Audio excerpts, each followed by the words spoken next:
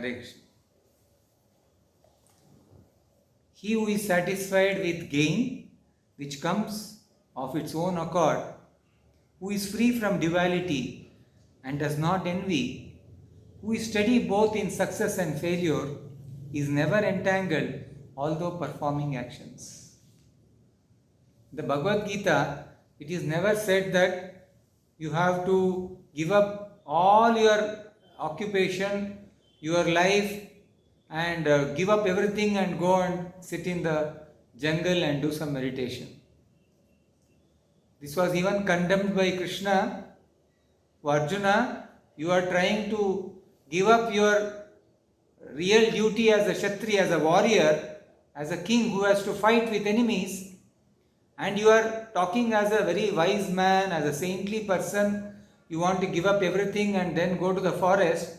It may appear to you, or maybe from with some people around them, they'll feel, oh, he has given up his great king life and he has gone away now. It may appear to be that, oh, they are doing some great work, but actually it is foolishness, because the kingdom where he was staying, that also belongs not to him, but belongs to the Supreme Lord. And the forest also belongs to the Supreme Lord.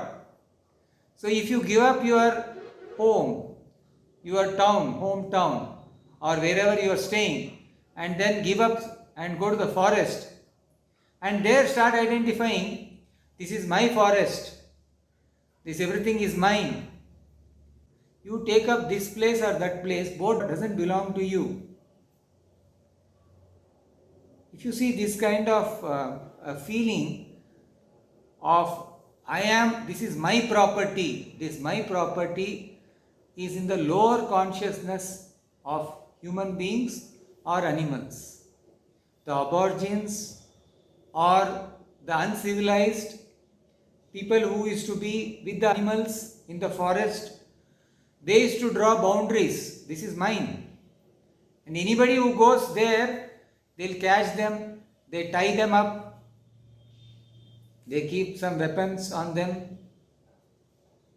So there were challenges how to deal with them. These are the feelings of people who feel it is mine. But actually nothing belongs to us. Nothing belongs to us. It all belongs to the Lord, Supreme Lord. So Krishna is saying to Arjuna, don't run away. You do your duty. You do your service. So for that he is saying here that he who is satisfied with gain, which comes of its own accord. Actually things come by its own accord. Own accord means people have some difficulty to understand this.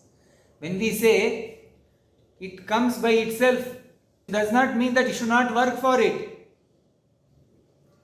If you are having bank account, in bank account you are having 50,000 rupees. Now you feel, I am having everything. So how money will come for your purchases? You have to do some bank transfer, or you have to do some activity, you have to pay a check, or you have to take a card and swipe. So just having amount in the bank is not sufficient. You have to at least do some activity, some transaction. That transaction is karma. You have to do your karma. If suppose somebody doesn't have 10 lakh rupees in the account and they write a check, 10 lakh rupees, and that gets rejected because there is no money in the bank, simply you are writing, that is cheating. So you cannot cheat somebody. So just by saying that it comes automatically does not mean that money is not there and it is coming. It is there according to your karma, means only it will come. But you have to work for it. At least you should have a transaction for it. One more way of understanding this is, even I don't have money. If I go to a person who has money and I can take from him money, so this is also, you are doing some activity. So whatever happiness and distress you have to get, it will come. You are not working for distress. You are not working for happiness. Both will come. That is called, it will come according to its own accord. He who is satisfied with gain which come according to its own accord means a devotee or a person who is trying to advance, a student, a Krishna conscious person, he does not make much endeavor to maintain this body. Because people are working so hard to maintain this body. He is satisfied with gains which are obtained of their own accord means he neither begs nor borrows, but he labors honestly. As far as is in his power and is satisfied with whatever is obtained by his own honest labor. See, Bhagavad Gita is not a mythology, imaginary book. Everything is fiction. It's teaching us how you have to live your life as a sober person. It is teaching us how to be honest. Generally, people think that spirituality means it is a profession. They have created a profession of begging. They are professional beggars. Everything was given free of cost in spirituality. In the Vedic culture, the medicine was free of cost. They were Vaidyas. Their Ayurvedic science was so easily available. The learned sages, the learned Brahmanas were not just professional beggars. They were having all the knowledge. They were not thinking that, oh, I want money, so I have this profession of medical science. They knew Ayurveda. They knew Jyotirveda. They knew everything.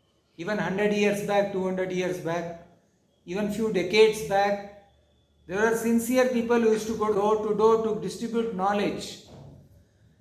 The British education in India, they changed everything to costly colleges and schools, and they have a pride of it that right now we have introduced education, that it is national, international. Actually, which was so easily available without cost even in villages. A person used to go and distribute knowledge without expecting anything. And a person who is satisfied in the house by taking that knowledge, or if they are not well, they are guided on their bodily requirements. Bodily ailments are cured if they go and they suggest them something. Or if they require knowledge, the teacher will call few village children and give them some education. And these children get trained in a very high knowledge, not ordinary knowledge. The best knowledge in education is satisfaction. The modern education which never gives. Satisfaction of the heart. To keep the body clean, neat. In UK, some analysis in some newspapers that they are not changing their undergarments for many days, and their blankets are not washed for many months. We talk on Suchi, cleanliness. The Vedic civilization, they talk on cleanliness. They are saying on cleanliness, not only on heart, within the heart, external cleanliness also is being taught in Vedic civilization. This is what even in village level, a teacher used to teach the students how to remain neat and clean within the heart and externally. Relationships also, how we can keep pure relationship. If you are seeing somebody in a motherly relationship, a sister relationship, you don't impose lust on them. That is cleanliness of heart. Suchihi. Dharma stands on 4 pillars. And one of the pillars is cleanliness. And the cleanliness, Suchihi, is Suchi, opposite is Muchi or Asuchi. Suchi is cleanliness, Asuchi is dirtiness. So when you are dirty, your character will be very cheap. So you cannot see any person with good nature. There is no relationship at all. So in human being there is higher relationship, which in animals they don't have. We may also have the same requirements of eating, sleeping, mating, defending because of this body. In the Bhagavad Gita, it is mentioned how you can become free from lust and greed. The lust is in different degrees, and one of that is compared to fire and smoke, and one more is compared to the mirror and dust. Mirror and dust is like cleanliness of our heart, and that has to be cleaned every day. That's why it's called Cheto Darpana Marjanam. It has to be cleaned every day. Otherwise, dust will become more. It should not become so much like the lust is compared to be like the embryo in the womb of the mother. It's so much in a helpless condition.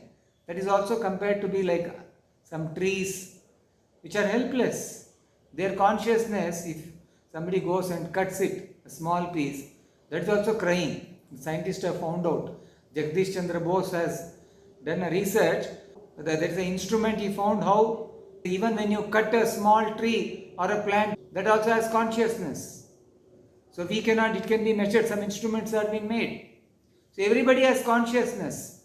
But that consciousness, like the tree cannot speak to you.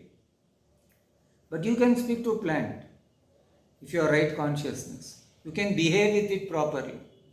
Don't have to cut off the whole earth in the name of making newspapers.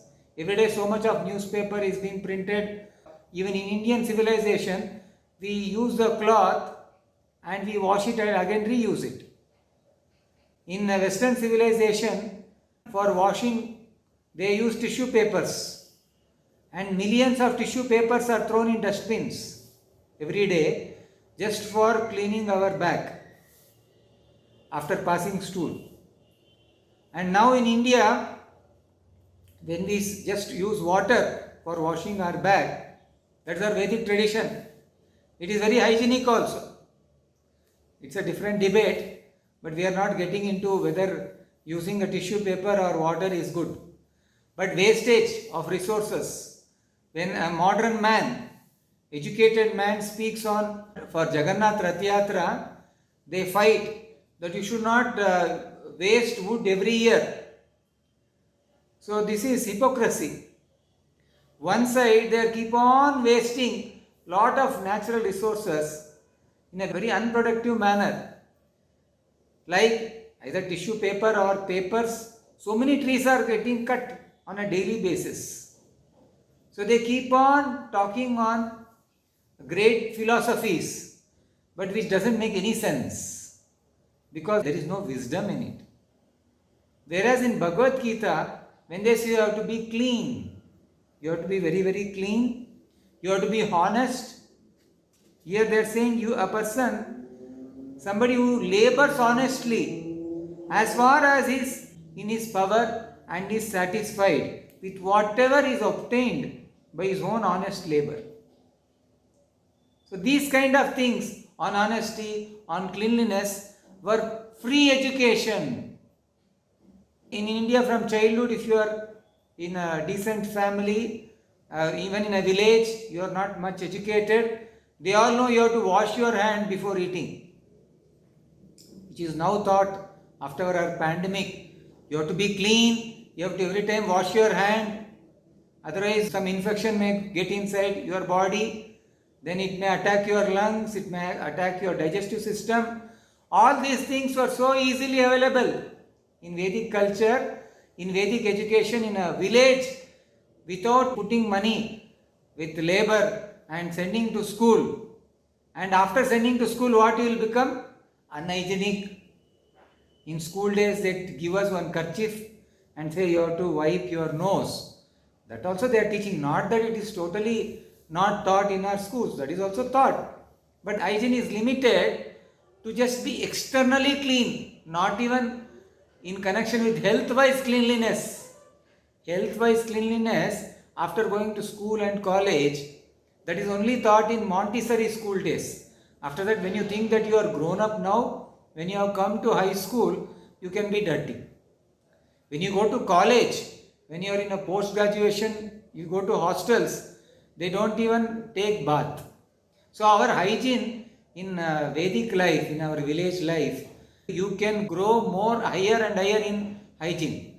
In our modern education, In school days, lot of hygiene is taught, especially in Montessori school level, in kindergarten level. When you grow more and more higher level, you are taught how externally you have to iron your clothes. You can even present yourself with nice blazers and suit. That is compared to be cleanliness. You don't take bath for 15 days, doesn't matter. You don't take bath for 30 days and have a nice perfume. That's also alright. You have to be appearing neat and clean. Only when you are having diseases, these things are spoken. But in Vedic education, everything was spoken right from childhood. Internal cleanliness, external cleanliness. Internal cleanliness is compared to how much you should apply lust on other human beings, how much greed you can have on other human beings. It is said even in business, a right businessman will not exploit the other person. They will not give unnecessary trouble to other people by imposing a business in such a way that only they have to go to them. If you see now either iPhone business or antivirus software or anything available in the market, they are made with a business purpose. Now iPhone 1, 2, 3, 4 or whatever levels they are already made. Even antivirus 1, 2, 3, 4 whatever versions are already made. And I was hearing with one specialist on this antivirus. They are saying, Swamiji, when you are trying to purchase one antivirus, it comes already bonus with one virus. And that virus is made that the next version you have to purchase to remove that virus. Then the next version is made to remove that virus. So you have to keep on purchasing with them. So it is a business commercial world which not gives the best benefit to the consumer. It is not a consumer friendly world. Today everything is made in such a way for exploitation. The person who is selling or taking has no real good heart, because we have been taught in education how you can exploit others. That's all right, because exploitation is part of business world. So you have to learn how to exploit, but it should be represented in a very decent manner. That's why education teaches us how to have a very nice advertisement with very nice music. If you can present a good product with a good certification, with a nice music, with audio and video, then it is considered to be best. If you are not able to present according to that and your proper certification, then you are worst. It doesn't matter whether the product is good or bad. So this is the modern education what we have been taught, that dishonesty is considered to be the best policy. Whereas in school days we are taught honesty is the best policy. But whereas when you are learning your business tricks in our higher business schools, and when you are joined a business institution to learn more and more business, the law is made in such a way that you have to cheat others, otherwise you cannot survive. Anybody who asks, you go to a fruit market, a farmer will say, what can I do? If I don't put chemicals and spray, if it goes to the market, they want it to be full color, including bananas or oranges. I think bananas less they spray because it becomes fruit very fast. But there is a way how to spread some chemicals on it. And whereas other fruits, you want to have some oranges or apples or pomegranates. Pomegranate, they inject the injection.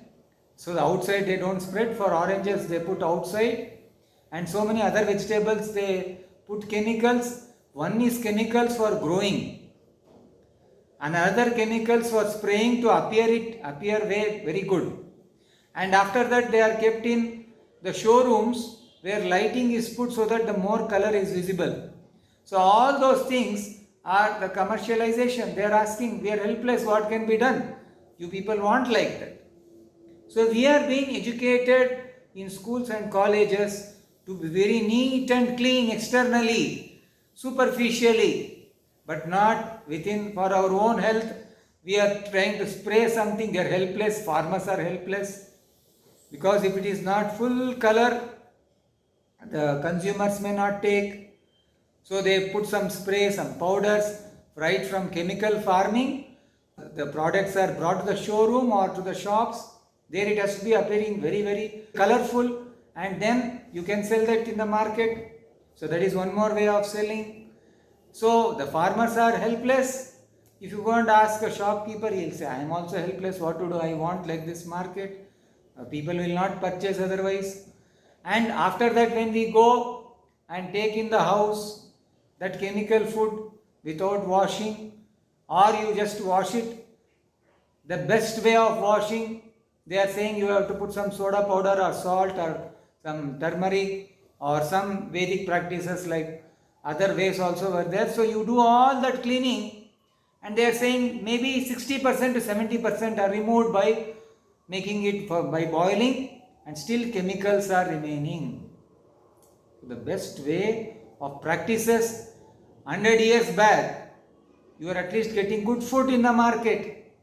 But right now we are not able to get good food, and there is a dishonesty. All in the name of modernization. All in the name of we are very highly educated. So there is no honesty thought in our education. Whereas in the Bhagavad Gita, it is said that you should labor honestly, and you have to be satisfied whatever is obtained by your own honest labor. So this satisfaction, I have to be feeling satisfaction with whatever I have got, is never taught in our school days. We have been given different grades. Your A grade, B grade person, C grade, you are there. We get first class, second class, third class. Marks are being given to us, where a student start feeling that I have to grow more and more than the other person. This competition is started right from school days onwards. We are having competition. I have to be better than the other person, better than the other person. For that, you are ready to do anything. There are many business rivals. They actually are ready to go and ruin the other person's business. At the stakeholders, anything happens to them, they don't care. I heard that they mix some plastic powders in some children products.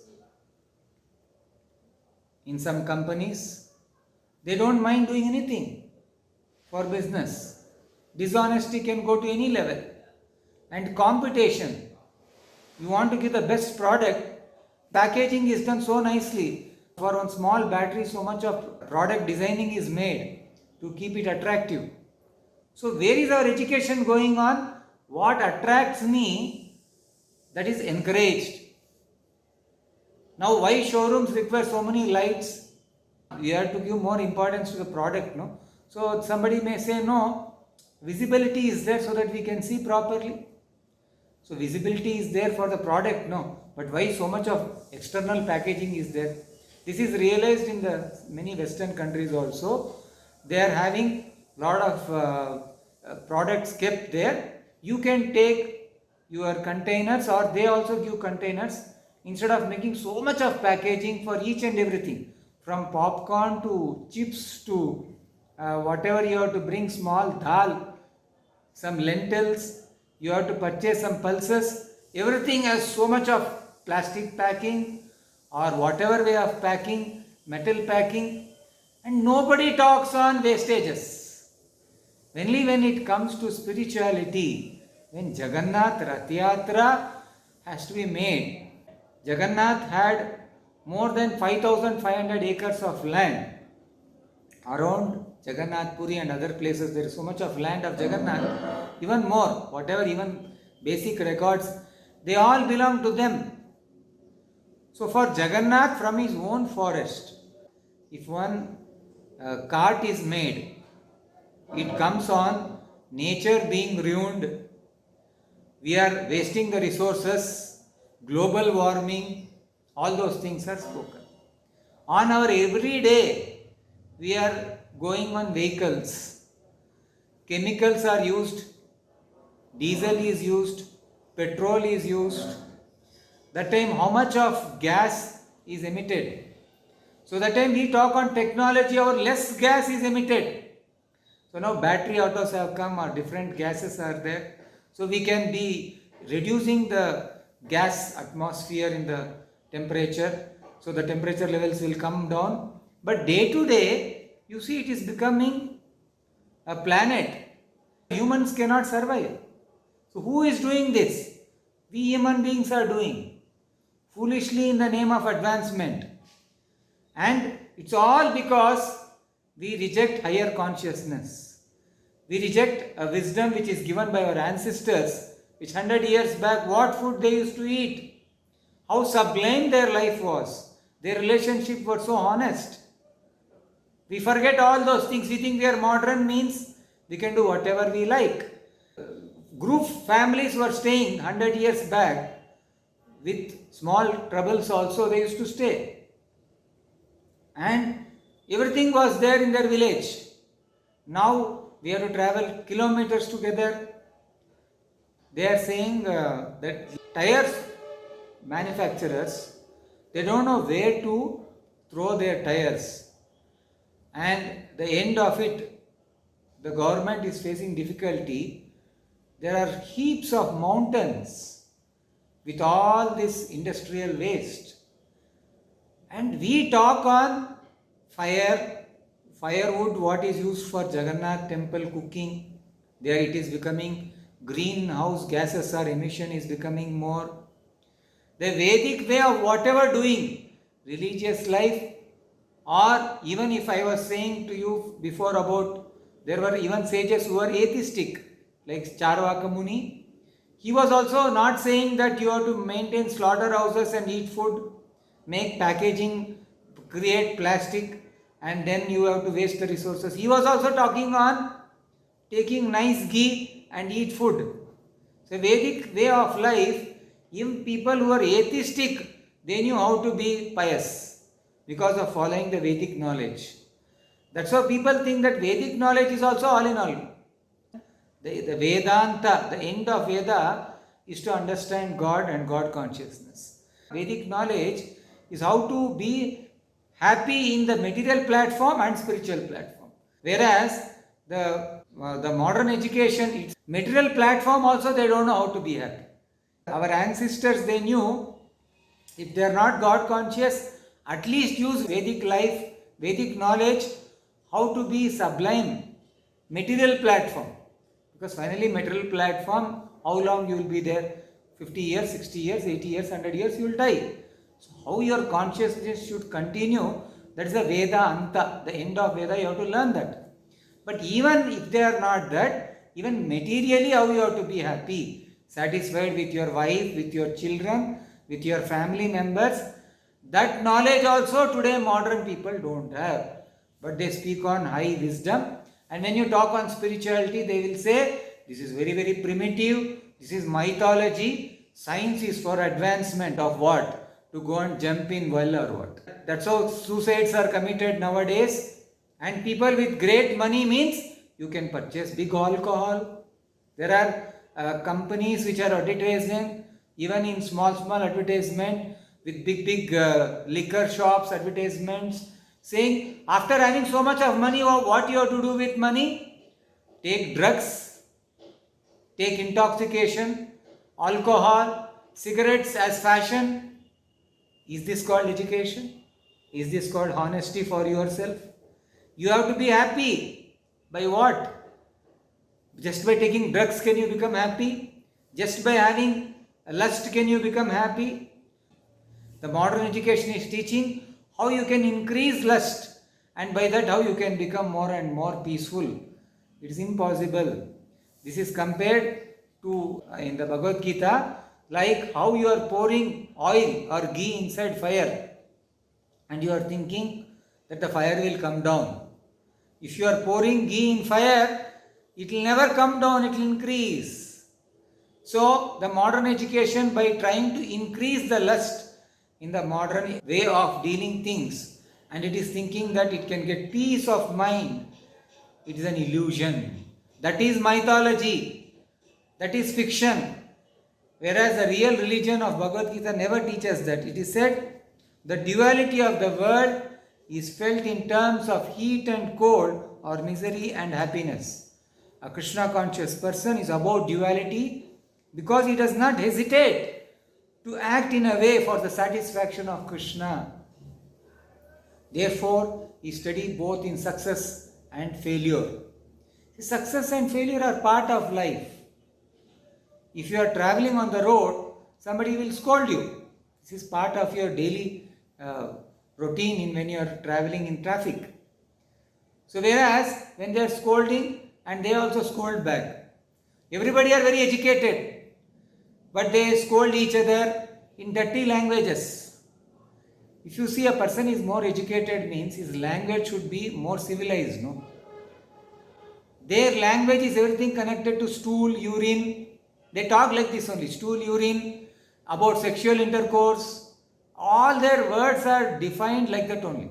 Even if you are the best person, scholar, when you are talking, every 2 minutes once they say shit, shit, shit, they say. They, in their mouth always shit only comes out. And they talk, this is in connection with, at least connection with biological emissions coming out of the body.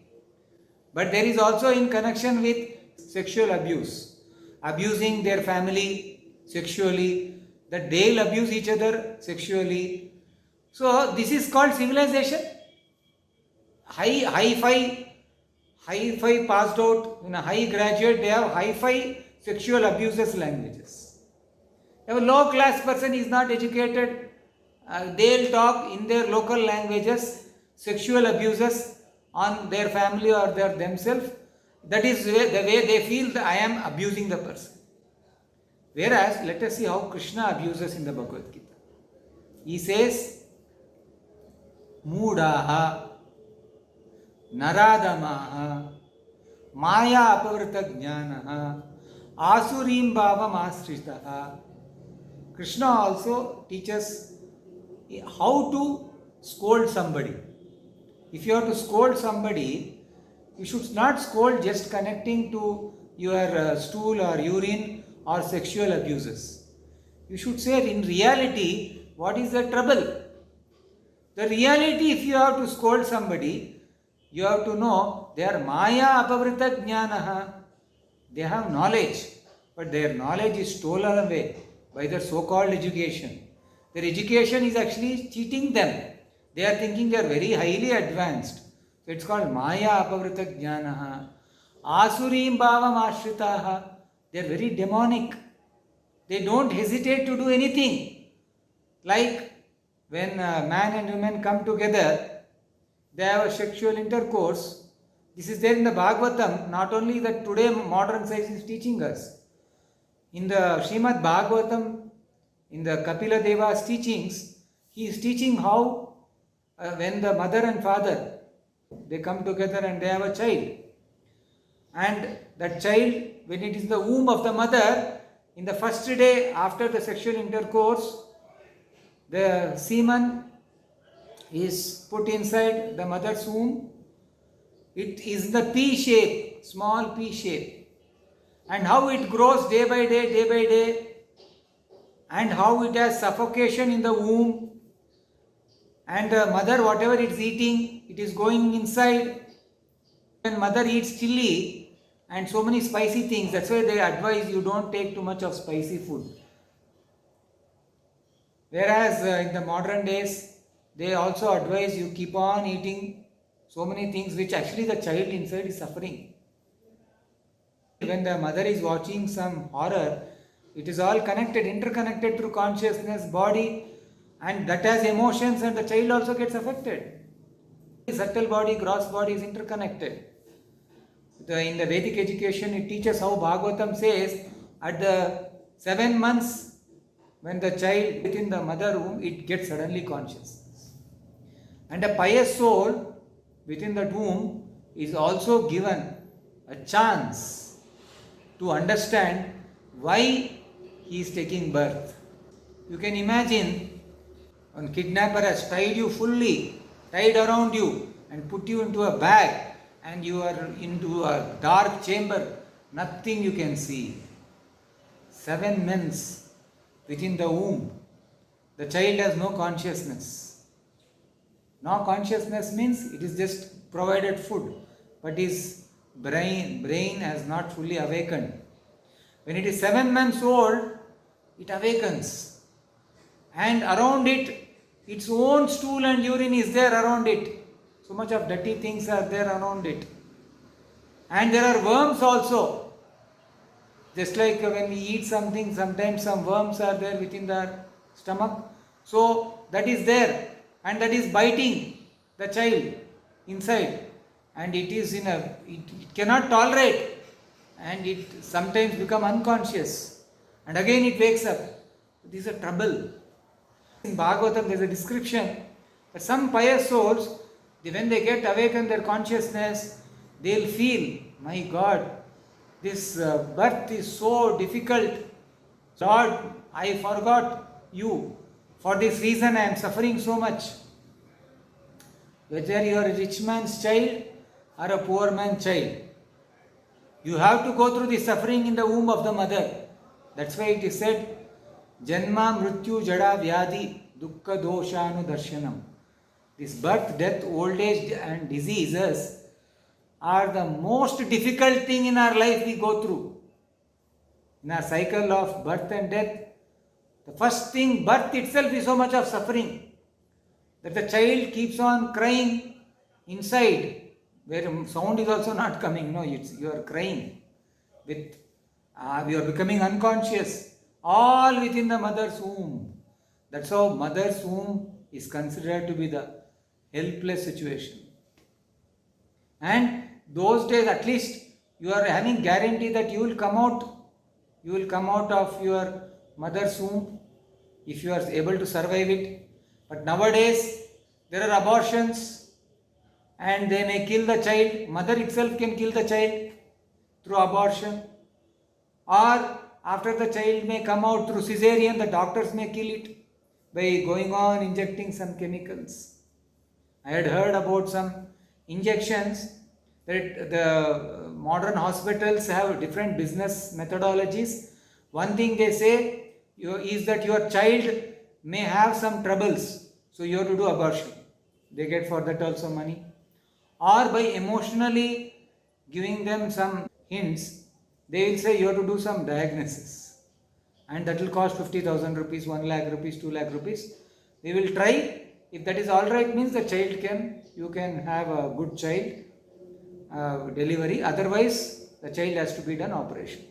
So like that, there is some big injections they put to the mother's womb, which will go inside the mother's womb, and that will take from the brain of that fetus which is there inside the body, that child, that they take that blood, they do testing. Already the child is inside in trouble, great trouble. And when it is 7 to 8 months, they talk about abortion. And that families, they go through so much of trauma. They go through psychological depression. That my child, if it comes out, they are saying that it may have so much of psychological issues, or it may be a physically challenged child. So better you can kill it inside. So they put dilemma to parents also. And these are the businesses, dishonest means which are being taught. We know one business hospital head, and he says, what do I do, Swamiji? I am also helpless. I am being given target that every month I have to give 5.5 crore rupees business, otherwise they will remove me. So like this, everybody has a business challenge, because it's a great struggle for existence, where people used to be so safe in their own villages. Now we are being sent to cities. We have to grow, we have to grow, we have to grow. Nobody knows how to grow, so use dishonest means. And whereas the devotee never does that, he's been taught how to be honest. Even the child is there in the womb. After the diagnosis, the doctor says the diagnosis is done, and after the diagnosis, they say nothing is there. So you can have you can admit our child to the hospital, your mother and child will be safe, no problem.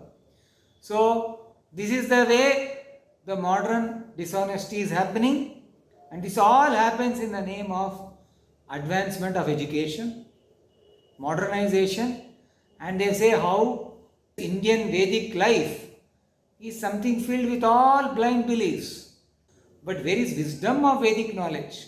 Wisdom of Vedic knowledge was so easily available to anybody from astrology. There used to be genuine astrologists, not like today's astrology. They predict something and everything is like a celebrity status, even in astrologers. There is challenges, just like in market, who is the best celebrity in movie field or in science field. In astrology field also there is competition. One who can predict, I have predicted 2 months back Corona will come, it came. Or in 2 months one more disease will come, it will come. Or this politician will be there or not there. There is calculations in astrology, but today's astrology is only how to become famous. The previous astrology was done by even a village sages, village sadhus. They used to go house to house. We are not talking about beggars. They used to give free of cost. Today beggars also, village side there are, or town side, some parrot are there and they take out one paper, and that is also called astrology. But we are not talking about that kind of astrology. Real astrology, real astronomy of sages who are very advanced in knowledge, and they used to go door to door and they used to treat patients without taking money. They used to give knowledge. What were you in the previous life? Why you have to suffer? In the Bhagavatam it explains that, my dear Lord, I have forgotten you life after life and I am suffering. Now I am suffering within the womb of my mother.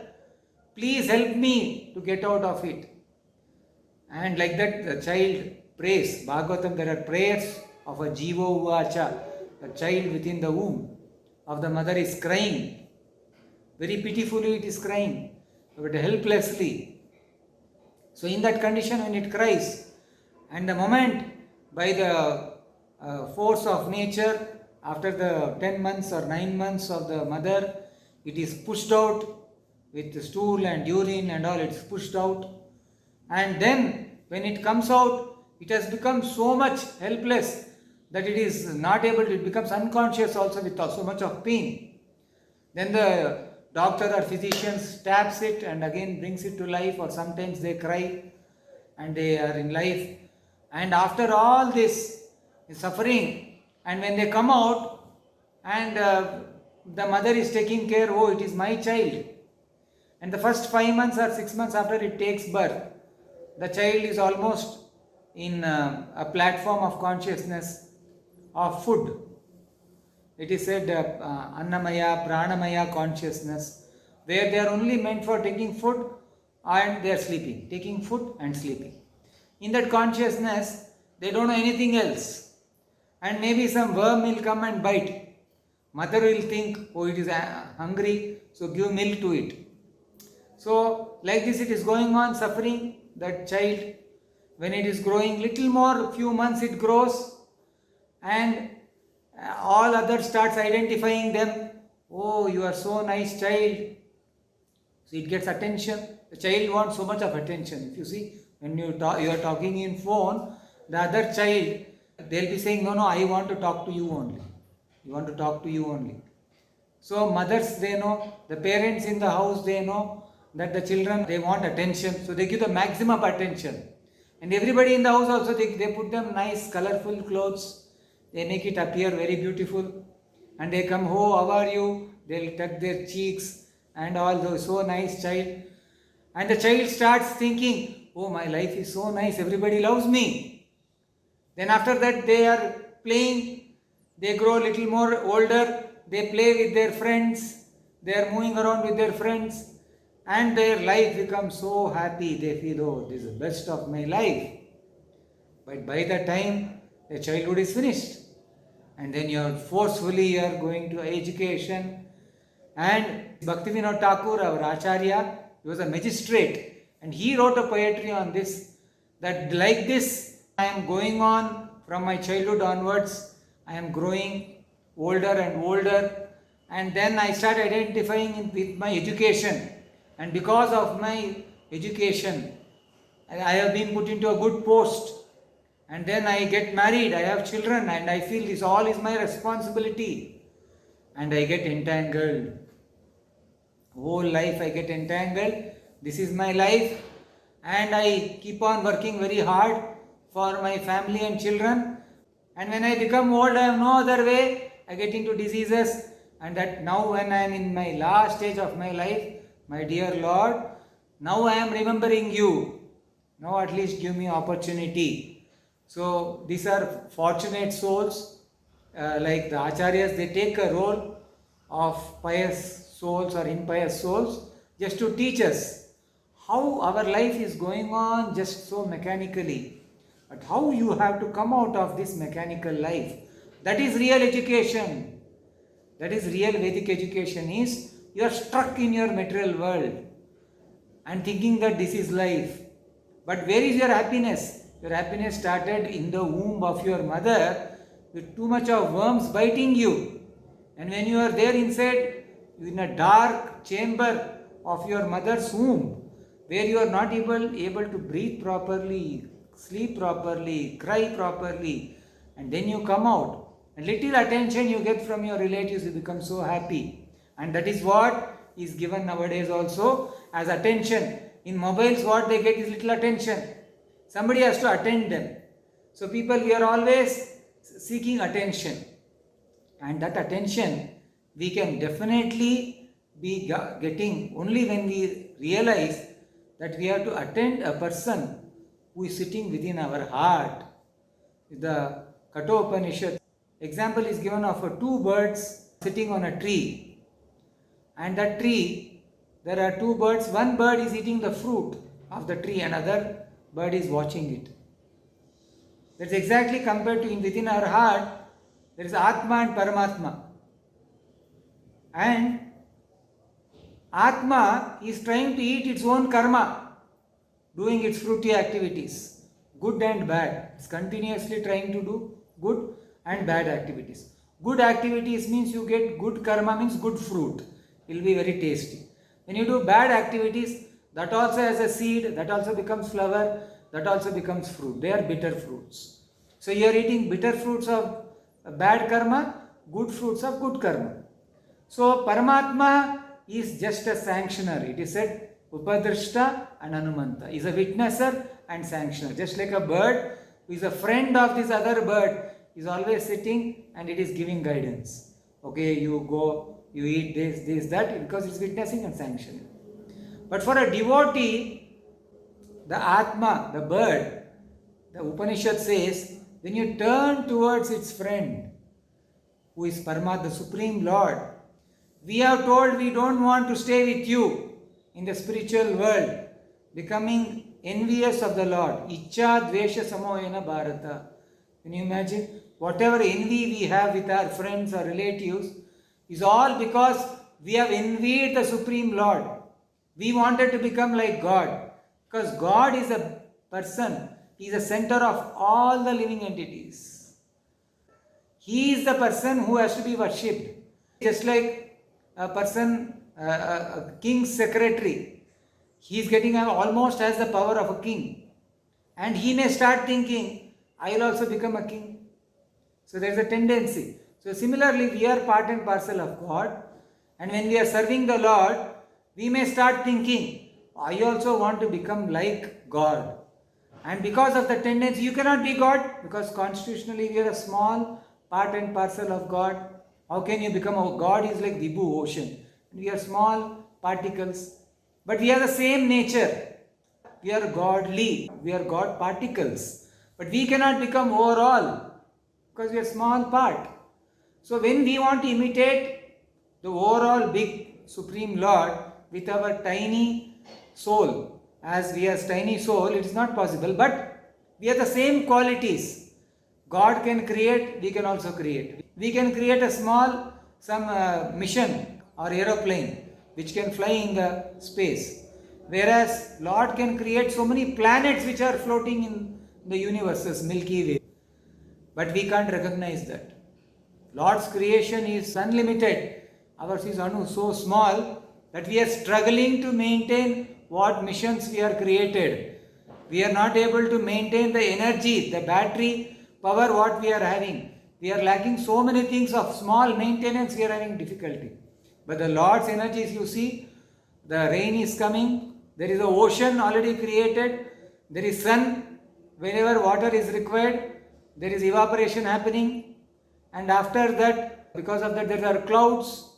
So sun only forms the clouds, and from that water comes on the hills and it flows to the rivers, and the river has drinking water, we can drink.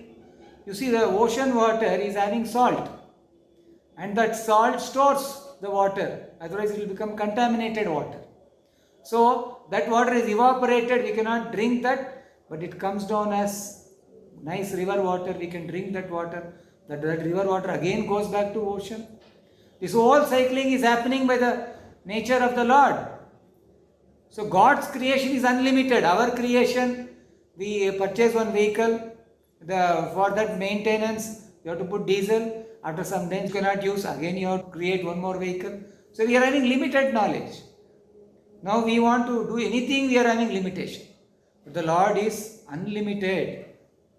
So we are from that place. And until we turn towards that Supreme Lord, we cannot be happy. Thus the Lord has sent us to this material world for us to be imitating like God. That's why a person with good karma, by his own accord, he gets good karma and he can enjoy. But he has limitation. We are in the material world. We are being engaged by this body. This body is a punishment for us. You have to go to jail, means you have to go with a jail dress. So this jail, A-class jail is high-class devatas. That is also jail.